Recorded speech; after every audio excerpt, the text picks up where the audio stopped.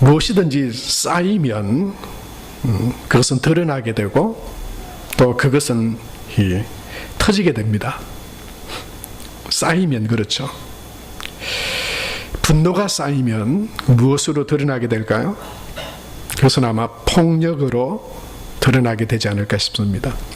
분노가 쌓이면 우리 마음에 미움과 증오, 분노가 쌓이면 그것은 우리 안에 가만히 있지 않습니다.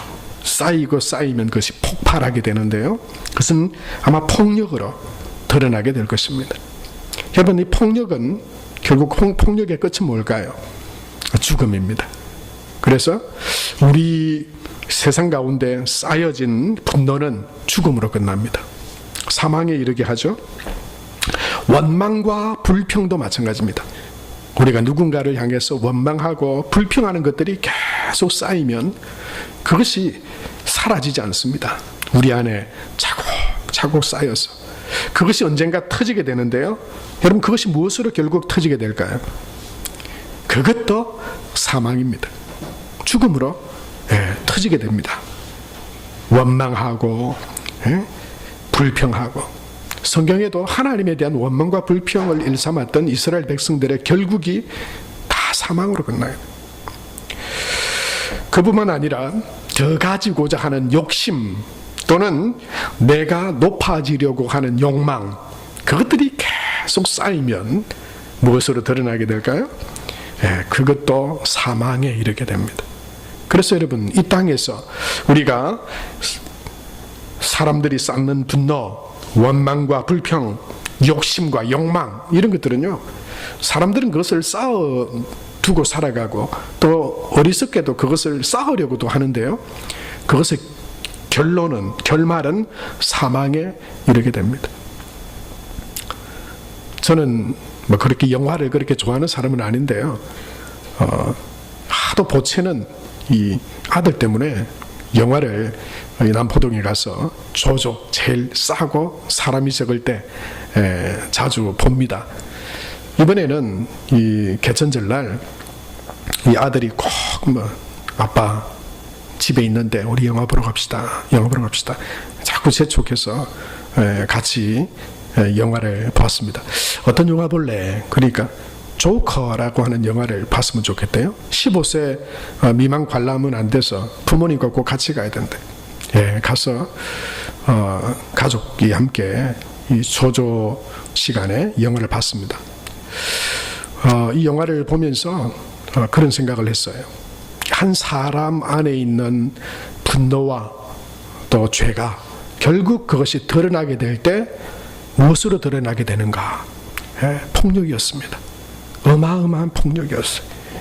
사람을 죽이고 살인하고도 죄책감을 여기지 않는 폭력. 그것이 인간의 본성 안에 있는 것을 이 영화를 통해서 다시 한번 봤어요. 저는 이 영화를 보면서 가인을 떠올렸습니다.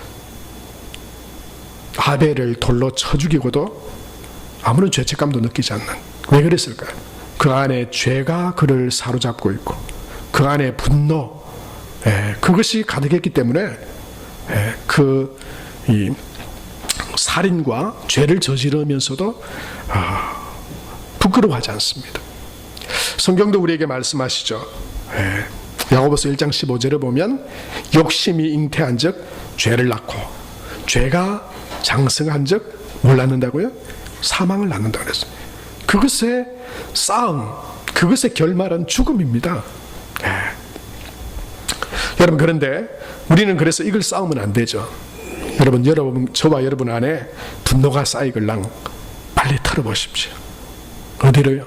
주님 앞으로 나와서 주님, 내 안에 이런 분노가 있습니다. 분노를 다 먹여주십시오. 예수님을 십자가에 못 박았던 그 사람들의 그 화난 분노, 사람을 향한, 누구를 향한, 시대를 향한 그런 내 안에 분노들이 있다면 여러분 그걸 해소해야 합니다. 내려놔야 됩니다. 예수님의 은혜로 그것을 다 제거해야 됩니다. 우리 안에 쌓여야 될 것은 분노가 아닙니다. 원망과 불평도 아닙니다. 더 가지고자 하는 욕심과 욕망도 아닙니다. 여러분, 그것을 쌓으면 결국은 사망에 이르게 됩니다. 그럼 우리 뭘 쌓아야 될까요? 뭘 쌓으면 더 더 복되고 아름답고 정말 기쁘고 행복한 삶을 살아갈 수 있을까요? 여러분, 그것이 바로 지난주와 이번 주에 이어서 말씀드리는 성령의 충만함입니다. 사랑하는 성도 여러분, 저와 여러분이 성령 충만한 성도들 되시기를 축복합니다. 성령 충만하면 그것은 우리에게 능력이 됩니다. 성령이 충만하면 성령은 우리를 변화시킵니다. 세상의 욕심과 분노와 화와 욕망은 사망에 이르게 하지만 성령이 충만하면 생명과 은혜로 풍성하게 합니다. 그래서 예수 그리스도를 믿는 저와 여러분은 늘 성령 충만하기를 사모해야 합니다.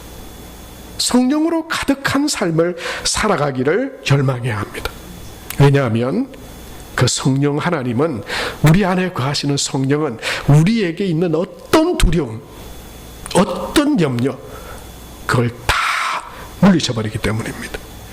여러분, 오늘 성경은 우리에게 성령 충만할 때, 성령으로 가득한 신앙의 삶을 살아갈 때 어떤 변화된 삶을 살아갈 수 있는지를 보여주고 있습니다. 그 첫 번째가 뭐냐면, 성령 충만한 삶을 살아갈 때 우리는 두려움 가운데 사로잡히지 않게 됩니다. 두려움이 사라집니다. 여러분, 이 땅에 살아가는 모든 사람들, 성령 충만하지 않는, 믿지 않는 믿음의 사람들, 믿지 않는 사람들의 마음 가운데에는, 또 믿는 우리의 마음 가운데에도 때때로 두려움이 있습니다. 건강에 대한 두려움이 있고요, 미래에 대한 두려움이 있고요. 그것이 한 개인이나 가정이나 나라나 또는 하나님 앞에 서게 될 것에 대한 두려움, 각종 두려움들이 우리 사람들 마음속에는 있습니다. 그런데요, 두려움이 있는 것을 너무나 자연스럽고 당연한 것으로 우리가 치부해서는 안 됩니다. 왜냐하면 성경은 이 두려움에는 형벌이 있다, 그렇게 말했거든요. 사랑 안에 두려움이 없나니 두려움에는 형벌이 있다. 요한 1서 4장 18절에 그렇게 말씀하고 있어요. 왜 그러냐면 이 두려움의 근원이 어디냐면 불신이기 때문입니다. 하나님으로부터 분리되어 떨어져 있는 상태 가운데 있을 때 사람은 얼마나 충족이 되고 무엇이 갖추어진 것과 상관없이 근본적으로 두려움 가운데 살아가게 됩니다. 염려하고 근심하고 살아가게 됩니다. 오늘은 건강한데 내일 아플까 걱정합니다. 어떤 사고라도 당하지 않을까 늘 두려워하고 염려합니다. 이 근원들이 다 불신에서 나오게 되는 것들입니다. 사람을 두려워합니다. 세상을 두려워합니다. 아직도 오지 않은 미래에 대한 두려움을 가지고 살아갑니다. 그것이 하나님을 믿지 않는, 성령의 충만함 가운데 살아가지 않는 사람들의 특징입니다. 성경에도 두려움에 사로잡힌 사람들을 우리에게 말씀해 주고 있습니다. 사울이 대표적인 사람이었죠. 하나님의 말씀에 대한 것보다는 사람에 대한 두려움이 있었습니다. 사람을 또 두려워했습니다. 사울 왕이 제일 두려워했던 사람은 누굽니까? 다윗이었습니다. 그는 그의 사위이기도 했고 그의 군대 장관이기도 했지만 그를 두려워했습니다. 그래서 제거하려 하고 죽이려 했죠. 하나님 말씀보다 그 주변에 있는 참모들을, 백성들의 민심을 두려워했습니다. 내가 사람들의 마음을 얻지 못하면 이 왕으로서의 자리도 제대로 지킬 수 없다고 하는 것 때문에 사람을 두려워하고 사람의 눈치를 보며 행했습니다. 결국 그것이 하나님으로부터 버려지게 되는 이유가 되었었습니다. 사람들은 때때로 자리와 명예와 돈을 두려워합니다. 그래서 인색해집니다. 죄와 타협하기도 합니다. 성경에 성령 충만하지 않았던 사람들, 심지어 예수님의 제자들도 두려워했습니다. 두려움에 사로잡혀 있었습니다.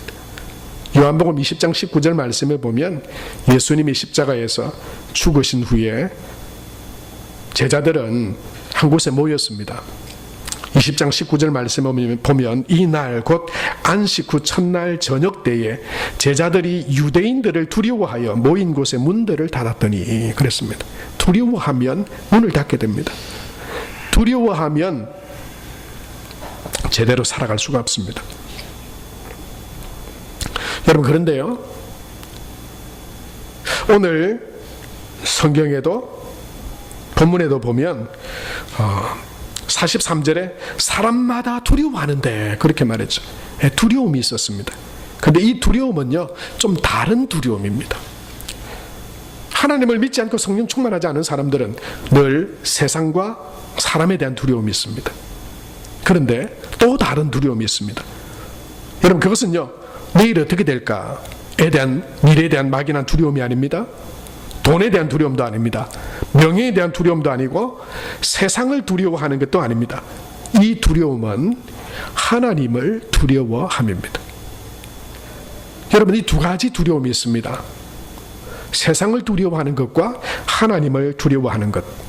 성경에는 이 두 가지 두려움에 대해서 말씀하고 있는데요, 여러분, 이 하나님에 대한 두려움은 우리에게 은혜의 통로가 되는 길이 됩니다. 이스라엘 백성들이 광야의 길을 거쳐서 가나안 땅으로 진군하게 될 때 여리고 앞에 다가가게 되죠. 성경을 그때 보면 여리고 성 사람들이 그렇게 대단한 그런 여리고 성이었지만 그들 마음 안에는 두려움이 있었다, 그렇게 말했습니다. 어떤 두려움이었습니까? 광야에서 하나님이 행하신, 이스라엘 백성들에게 행하신 하나님에 대한 두려움, 그것이 이 여리고 성 안에 가득했다, 그렇게 말씀하고 있어요. 두려움은 집니다. 그래서 여리고 성이 무너지죠.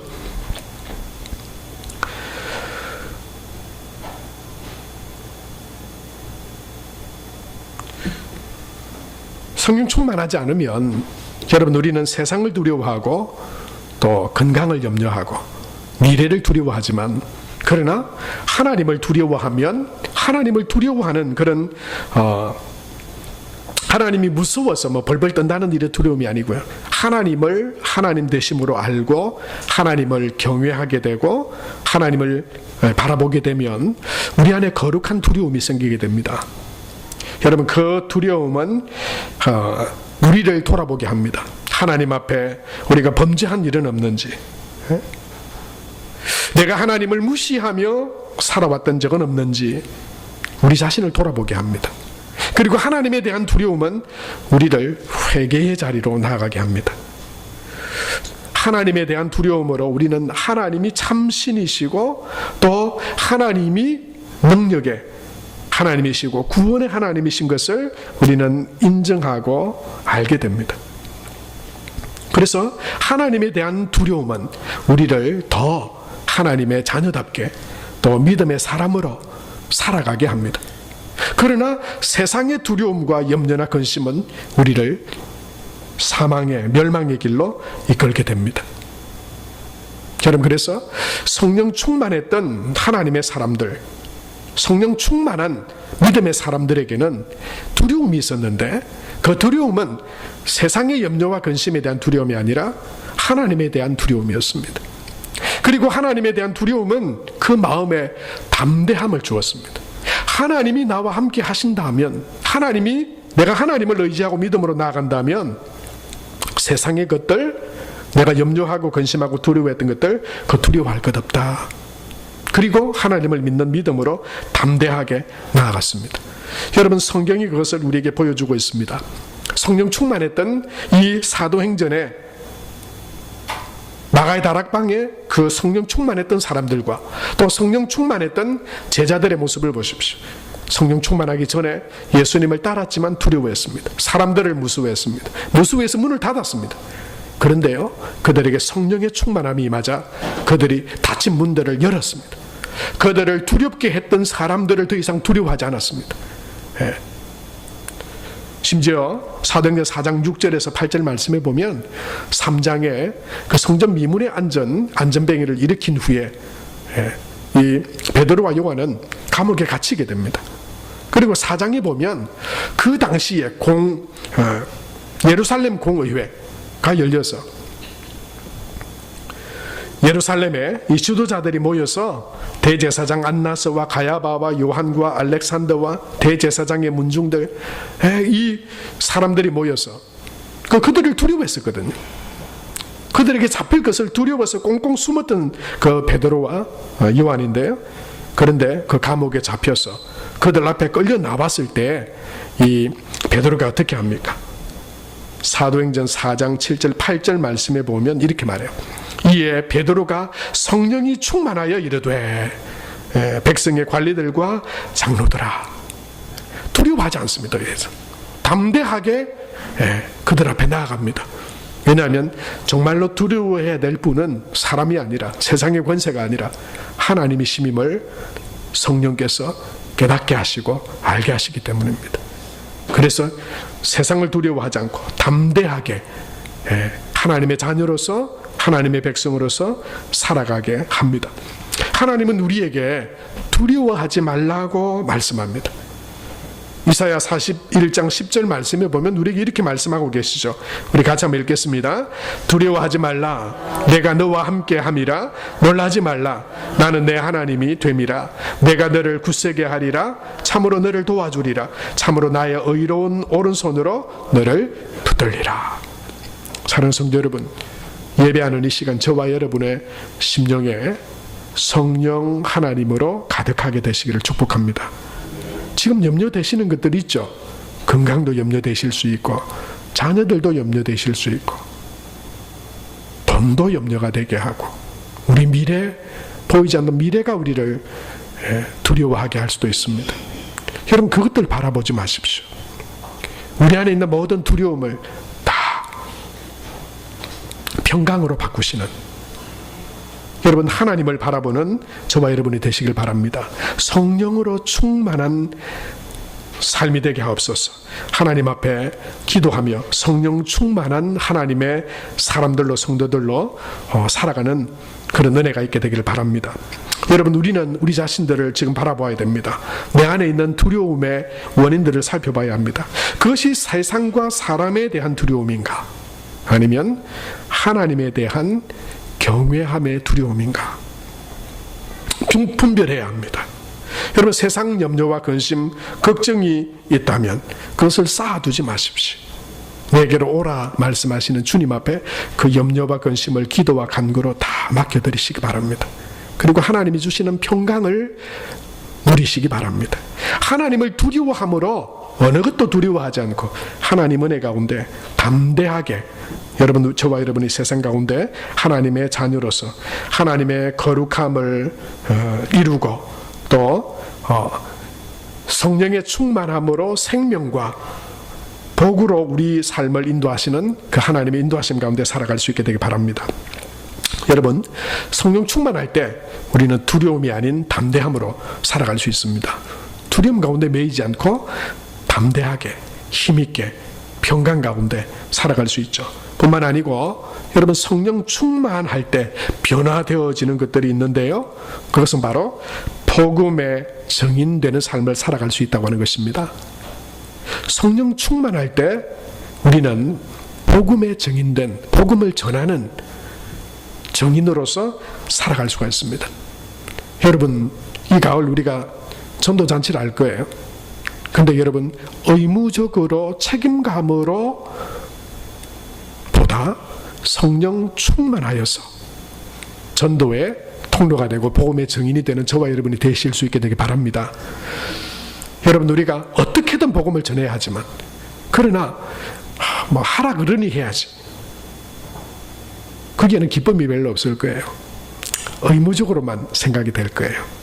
그리고는 누구하고 비교하면서 누구는 몇 명 했네, 나는 몇 명 해야 되는데 하면서 그런 마음으로 할 수 있어요. 그런데 여러분, 증거되어지는 것은 복음이기 때문에 귀하지만, 그러나 정말 복음 전하는 이것이 우리에게 기쁨이고 더 없는 하나님의 기뻐하심이 되고 우리 삶에는 하나님이 주시는 은혜의 복된 통로가 되는 것은 기쁨으로, 감사함으로, 정말 그것보다 더 귀한 일은 없기에 내가 복음 전하는 일에 기쁨으로 참여하게 된다. 이것은요, 성령 충만할 때 우리 가운데 일어나게 되는 일들입니다. 왜냐하면 성령이 충만하면 우리의 영적인 눈이 변화됩니다. 우리의 시각이 변화됩니다. 우리 영적인 눈이, 영혼에 대한 눈이 뜨여지게 됩니다. 그냥 해야 되니까가 아니고요, 정말 하나님의 마음으로 영혼들을 바라보게 됩니다. 영적인 눈이 뜨여지게 됩니다. 다른 말로 하면 무슨 말씀이냐면요, 정말 사랑하게 됩니다.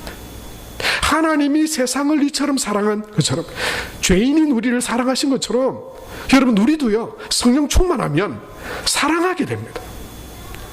여러분, 성령 충만하기 전에 육신으로 충만할 때는 우리의 사랑이 아주 제한적이에요. 어떤 사람은 나만을 사랑합니다. 나만을. 근데 그 나만을 사랑하는 사람이 어떻게 복음을 전해요? 어떻게 하나님의 사랑을 전해요? 안 됩니다. 어떤 사람들은 조금 더 넓혀져서 우리 가정을 사랑합니다. 우리 자녀, 우리 부모, 형제들 얼마나 사랑하는지. 막 그들을 위해서는 어떤 수고도, 어떤 여러분, 어떤 손해도 감수하려고 하는 그런 자세가 있어요. 근데 그것도요, 제한적인 사랑이에요. 그건 육신적인 사랑이에요. 사랑하지 말라고 하는 게 아닙니다. 우리가 사랑해야죠. 그런데 정말로 영혼들을 사랑하고 복음의 증인이 되고 정말 하나님께서 우리에게 주신 그 영혼들, 하나님의 그 사랑과 마음으로 여러분 우리가 복음 전하는 증인이 되고자 한다면 그 증인된 삶을 살아가기 위해서는요, 내 안에 있는 사랑으로 안 되는 거예요. 내 안에 있는 열심으로 안 되는 거예요. 성령의 충만함이 우리를 증인되게 하십니다. 우리의 사랑이 나와 내 가정뿐만 아니라 여러분 사랑도 우리 교회 안만 여러분 제한되어져서는 안 됩니다. 그러면 교회 밖의 사람들에 대해서 우리가 무엇으로, 어떤 근거로 복음을 전하겠어요? 성령께서는요, 우리에게 영적인 눈을 뜨게 하십니다. 영혼들을 긍휼히 여기고 사랑하는 하나님의 마음을 성령이 부어주십니다. 그래서 여러분 오늘 읽었던 이 본문의 말씀에 보면 성령 충만했던 초대교회 성도들의 모습을 보세요. 재산을 팝니다. 자기 소유를 자기 것이라 하지 않아요. 여러분 전부 다 그랬다 그러는 게 아닙니다. 성령 충만했던 성도들이 내 것, 내 사랑, 내 욕심, 내 가지려고 하는 것, 여러분 그건요 성령 충만해 육신으로 가득한 거예요. 욕심으로 가득한 거예요. 그 끝은 사망입니다. 근데 성령이 마시자 내 것을 내 것이라 하지 않는, 그래서 뭐 다 팔고 내 거는 없이 그랬다는 의미가 아니에요. 성령이 마시자 마음이 변화된 거예요. 하나님의 사랑이 그 가운데 채워지게 된 거예요. 그래서 나만이 아닌 다른 이들을 보게 하는 거예요. 다른 이들의 가난함을 보게 하고, 다른 이들의 불신을 보게 하고, 다른 이들의 연약함을 보게 하고. 그래서 이전까지는 이전에 내 사랑, 내 마음에 갇혔을 때는 안 놔요. 남이 그렇게 되든 말든, 남이 어렵든 말든, 나는 구원받았고 나는 누리고 있고 나는 풍족하니 문제없다. 아닙니다. 이건 성령 충만한 마음이 아니에요. 하나님의 영이, 성령이 충만하자 그들의 마음이 하나님의 사랑으로 부어진 바 되어버렸어요. 그래서 자기의 것을 다른 이들을 섬기고 사랑하고 복음을 전하는 통로로 내어놓게 됐다고 하는 거예요. 여러분 성령이 충만하자 이 사랑으로 풍성해졌어요. 뿐만 아니고요, 하나님에 대한 사랑과 열망이 그들 심령 가운데 계속 일어나게 됐어요. 그래서 여러분 오늘 짧은 본문에 보세요. 46절에 보면 날마다 마음을 같이하여 성전에 모이기를 힘썼다. 이게 의미하는 바가 뭐겠어요? 하나님을 향한 사랑의 마음이 성령을 통해서 부어진 바 됐다고 해요. 같이 모여서 어렵고 기쁘고 또 주어진 사명들을 함께 모여서 기도하고 감당해 나가게 됐다고 해요. 뿐만 아니고 47절 말씀에 보면 성령 충만했던 성도와 초대교회를 통해 나타났던 게 뭡니까? 하나님을 찬미하며 그랬어요. 이 하나님을 찬미한다라고 하는 이 단어는요, 누가복음과 사도행전에 아주 독특하게 쓰여지는 그런 단어예요. 하나님의 이름을 높이고 하나님을 찬송하는 그런 모습들이 성령 충만한 이 초대교회 성도들과 모습을 통해서 나타났다고 하는 것입니다. 그리고 믿지 않는 세상 사람들 가운데 칭송을 받게 되었다. 성경은 우리에게 그렇게 말씀하고 있습니다. 여러분 성령 충만하면 복음의 증인되게 하십니다. 우리를 그 어떤 욕심이나 어떤 세상에 우리를 매이게 하지 않고 성령 충만할 때 하나님의 마음이 부어지고 하나님을 더 사랑하게 되고 또 세상의 영혼들을 나와는 상관없는 그런 남이 아닌 불쌍히 여기고 긍휼히 여기게 되는 하나님의 마음이 부어져서 복음에 정인된 삶을 살아가게 하시는 것이 바로 이 성령의 능력이고 충만함입니다. 베드로는 성령이 충만하여 오순절 모였던 그들에게 복음을 전합니다. 두려워하고 문을 닫았던 그가 성령 충만하자 담대함이 생기고 그를 잡으려 하고 그를 막으려고 하는 사람들에게 38절 말씀에 보면 이렇게 말씀하고 있죠. 베드로가 이르되 너희가 회개하여 각각 예수 그리스도 이름으로 세례를 받고 죄 사함을 받으라. 그리하면 성령을 선물로 받으리니 복음을 전했습니다. 오늘 읽은 본문 46절과 47절 말씀에 보면 성령 충만했던 그들의 모습을 통해서 이런 일들이 일어났죠. 우리 이런 일들이 일어나게 되길 바랍니다. 날마다 마음을 같이하여 성전에 모이기를 힘쓰고 집에서 떡을 떼며 기쁨과 순전한 마음으로 음식을 먹고 하나님을 찬미하며 또 온 백성에게 칭송을 받으니 주께서 구원받는 사람을 날마다 더하게 하시니라. 여러분, 이런 능력 있는 믿음의 삶을, 정인된 삶을 저와 여러분이 살아갈 수 있게 되길 바랍니다. 초대교회뿐만 아니라 저와 여러분, 우리 교회도 구원받는 사람을 날마다 더하게 하시는, 여러분, 이것이 어떤 열심이나 노력이 아닌 성령께서 우리를 다스리시고 주장하심으로 하나님의 사랑과 마음이 부어져서 하나님을 더 사랑하게 되고 믿지 않는 영혼들에 대한 안타까움과 긍휼히 여김과 불쌍히 여김으로 누가 시켜서가 아니라 성령이 내 안에서 그 마음을 불러일으켜서 정인되게 하시는 그런 복된 통로로 살아가는 저와 여러분이 될 수 있게 되기 바랍니다. 마지막으로 성령이 충만할 때 하나님의 능력이 임하고 나타나게 됩니다. 성령 하나님은 우리에게 능력과 기적의 하나님으로 우리 가운데 거하십니다.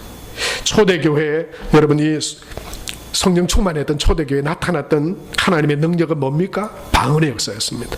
이 방언은 각각의 다른 나라의 말로 말하게 되는 방언이었습니다. 영적인 언어라기보다 실제적으로 이 땅에서 사람들이 사용하는 다른 나라의 말을 들어본 적도 없고 하지도 못했는데 하게 되었다고 하는 거예요. 실제적인 능력으로, 구체적인 능력으로 나타났다고 하는 것이죠. 여러분, 성령께서 우리 가운데 임하실 때 지금도 성령 하나님은 우리에게 능력으로 나타나시고 임하십니다. 고린도전서 12장 7절 말씀 보면 각 사람에게 성령을 나타내심은 유익하게 하려 하심이라 그렇게 말씀하시면서 성령은 우리에게 구체적으로 어떤 능력으로 임하시고 나타나게 되는지를 8절부터 11절 말씀에 보면 이렇게 말씀하고 있습니다. 조금 길지만 여러분, 성령의 능력을 우리가 생각하면서 그 말씀을 여러분 천천히 따라서 한번 읽어보겠습니다. 어떤 사람에게는 성령으로 말미암아 지혜의 말씀을, 어떤 사람에게는 같은 성령을 따라 지식의 말씀을, 다른 사람에게는 같은 성령으로 믿음을, 어떤 사람에게는 한 성령으로 병 고치는 은사를, 어떤 사람에게는 능력 행함을, 어떤 사람에게는 예언함을, 어떤 사람에게는 영들 분별함을, 다른 사람에게는 각종 방언 말함을, 어떤 사람에게는 방언들 통역함을 주시나니. 11절에 이렇게 말씀하죠. 이 모든 일은 같은 한 성령이 행하사 그의 뜻대로 각 사람에게 나누어 주시는 것이니라. 사랑하는 성도 여러분, 우리 힘으로 신앙생활을 하는 것 아닙니다. 우리 힘으로 정인된 삶을 살아가는 것도 아닙니다. 우리 힘으로 사랑하는 것도 아닙니다. 우리 힘으로 담대하고 우리 힘으로 두려움을 몰아내는 것도 아닙니다. 성령이 충만하면 우리는 담대하게 합니다. 능력 있게 살아갈 수 있습니다. 복음에 증인된 삶을 살아갈 수 있습니다. 하나님이 주시는 능력으로 행하며 살아갈 수 있습니다. 출애굽기 31장에 보면 하나님께서 모세를 통해서 성막을 지으려 하실 때도 벌살렐과 오홀리압이라고 하는 사람을 부르셨어요. 특별히 그들이 인간적인 재능이 있었어요? 아닙니다. 성경은 이렇게 말씀하세요. 하나님의 영을 그에게 충만하게 하여 지혜와 총명을 주셨다 말씀하셨습니다. 사랑하는 성도 여러분, 저와 여러분이 성령 충만할 때 하나님은 우리에게 능력으로 나타나실 것입니다. 방언으로, 병 고치는 은사로, 믿음으로, 예언으로, 능력 행함으로 지금도 하나님은 우리 안에 능력으로 거하고 계십니다. 그래서 우리에게 주신 사명이 있죠. 마태복음 28장 18절에서 20절 말씀처럼 모든 족속을 제자로 삼아서 아버지와 아들과 성령으로 세례를 주고 내가 너희에게 분부한 모든 것을 가르쳐 지키게 하라. 볼지어다 내가 세상 끝날까지 너희와 항상 함께 있으리라 하시니라. 예수님은 지금도 우리와 함께 하십니다. 성령의 능력으로, 성령 하나님으로 함께 하십니다. 그 성령의 능력으로 어떤 것도 두려워하지 마시고 하나님이 주시는 담대함으로, 성령의 충만함으로, 기쁨으로 평안에 복된 삶을, 생명, 영생의 삶을 살아가는 저와 여러분이 되고 정인된 삶을 살아가게 되고 이 초대교회 날마다 구원 얻는 자를 더하게 하셨던 것처럼 저와 여러분을 통해서도, 우리 교회를 통해서도, 이 땅의 교회들을 통해서 그 하나님의 놀라운 은혜의 역사가 계속해서 일어나게 되는 그런 성령의 사람, 하나님의 사람들로 살아가는 저와 여러분 우리 모두가 될 수 있게 되기 바랍니다. 우리 이 시간 함께 주신 말씀 우리 기억하면서 함께 찬양합시다.